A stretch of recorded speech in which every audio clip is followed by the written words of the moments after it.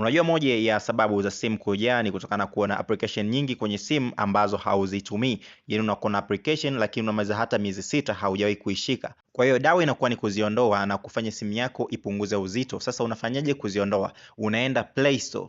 Umeona? Unaenda Play Store, unabonyeza pale juu kwenye ile alama ya account yako, alafu unabonyeza manage apps and device.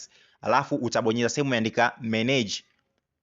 Utabonyeza manage. Sasa hapo pale utaona kuna sehemu imeandika recent updates, utabonyeza hii alama pale, alafu utabonyeza list used. Sasa hapo tunataka tuangalie app ambazo hatuzitumii kwa mara nyingi ili tuzitoe kwa sababu hazina maana tena kwetu. Sasa unachokifanya ni kwamba unakuwa na mark app moja moja, unachagua zile app unaona kwamba hauzitumii. Sasa hiyo ni njia rahisi sana kuliko ile ya kuanza kutafuta app kule, app moja moja unaitafuta. Sasa hii inakuorganize zile app zote kwa sehemu moja, alafu unakuwa unazichagua. Kwa hiyo ukishazichagua zile app ambazo hauzitumii muda mwingi, na maana tunataka tuzitoe zitupunguzie nafasi ya kwenye simu, kwa hiyo kusababisha simu yetu ipunguze kujam.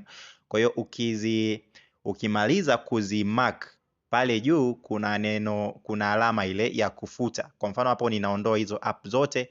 Hapo kwa mfano nimeshapunguza MB kama 790. Napunguza GB moja hapo tayari.